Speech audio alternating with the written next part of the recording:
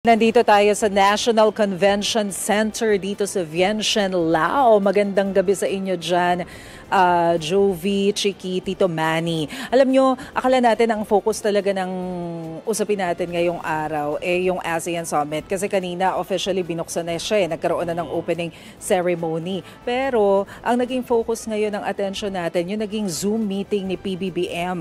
Biglaan kasi may siningit siya kanina in between yung mga summits, nagsingit siya ng Zoom meeting kasama yung mga cabinet officials at saka yung mga ambassador natin dyan sa Middle East.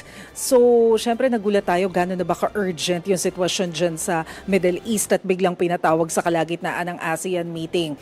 So, kanina nagkaroon tayo ng pagkakataon para ma-ambush interview si President Bongbong Marcos. Ang paliwanag niya kasi, kanina daw umaga nakatanggap siya ng report na may mga abiso na doon sa mga ship owners na wag nang dadaan doon sa mga danger zones, yung mga dangerous area dyan sa Middle East. Kaya nagpatawag siya ng meeting to assess the situation at tingnan kung ano yung mga adjustment na kailangan nilang gawin. Pero ang primary concern nila is ma-repatriate na agad yung mga Pilipino natin, particularly dyan sa Lebanon. Dahil alam naman natin na nagkaroon ng airstrike kamakailan ng Israel dyan. So, kailangan nilang hanapin, gamitin yung mga assets ng gobyerno para mailikas na yung mga Pinoy doon. Tito Manny, magkasama pa tayo dito noong 2016, di ba? Sa Lao, ASEAN Summit din. Puro gulay. Puro gulay. Oo. So yung concern ay Puro gulay. kung yung concern ma-repatriate, 'di ba merong mga undocumented migrants, ganon. So mahihirapan ba sila dito? Kailangan kasi ng mga visa, mga exit permits. So medyo madugo. Visa and exit permits mula sa Lebanese government, of course. Tama, Chiki. Actually, natanong natin yan sa Department of Foreign Affairs. Concern talaga nila yung mga undocumented OFWs. Pero ang sinasabi kasi dyan ng DFA, nakipag-coordinate na sila dyan sa government sa Middle East para maayos yung mga documents, payagan ng makaalis yung ating mga kapatid na affected ng gulo. Actually, nakipag-coordinate na nga rin daw sila kasi ngayon sarado daw yung mga offices pero napagbigyan naman daw. At meron pa tayong ibang mga kababayan doon na yung kanilang mga passport hawak ng mga employers. Pero ang bilin sa kanila ng DFA, babayaan nyo na yung mga pasaporte nyo yan. Basta pumunta kayo doon sa embassy, makipag-coordinate kayo, kami nang bahala. Basta umuwi na kayo. Kasi ang alam ko, merong 11,000 na Pilipino dyan sa Lebanon, no? Ilan na ba nakauwi doon sa 11,000? So far, Tito Manny, dun sa pinakahuling tala, nasa more than 500 yung naparepatriate na nila. Pero ang nagpahiwatig na gustong umuwi, more than 1,700. So ngayon, ang nagiging, yung mahabang period na yan, hindi lang yan yung recent count. Kasi yung recent na count, ang sinasabi nila, more than 100 yung ready na makauwi, pero hindi pa may uwi dahil wala pang clearance from the embassy doon sa Beirut kasi kailangan muna nilang makakuha ng clearance to make sure na safe for landing o kung ano man yung sasakyan na gagamitin para mailikas yung ating mga kapatid dyan sa Southern Lebanon. Pero option din ba? Kasi alam ko yung landing rights, posibleng magkakaroon ng problema or complications. Option din na magbabarko na lang sila.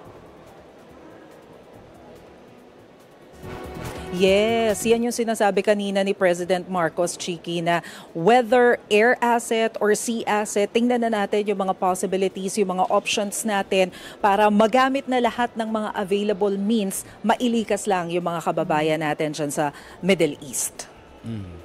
Ay, dun sa kabilang parte, no, sa Israel, meron din bang repatriation na ginagawa?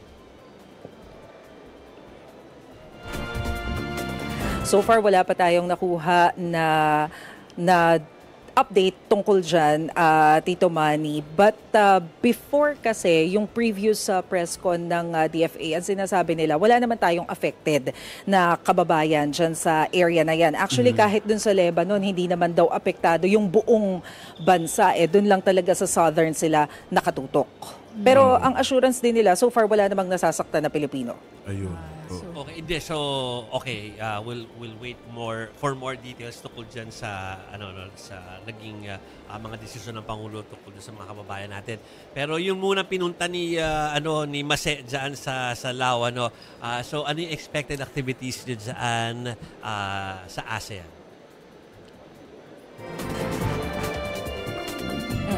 Jovi, kanina, isinagawa na yung opening ceremony at saka yung usual na plenary session, yung kanilang retreat session.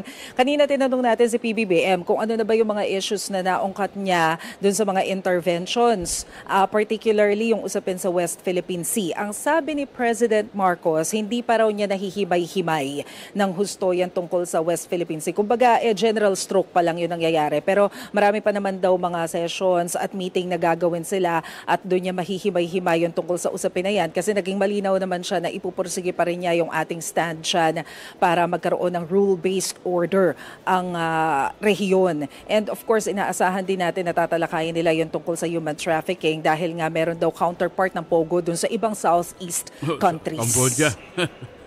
Sa Cambodia, sa Myanmar at sa Laos may mga POGO. Sige, pasalamat muna tayo kay Maset. Thank you Uy, for pero that. mamaya, ina-expect natin na meron ding Go. pahabol lang. May ina-expect tayo na meeting ni PBBM with some business companies. Ang initial na sabi sa atin, mukhang kasama rin sa meeting ang TikTok.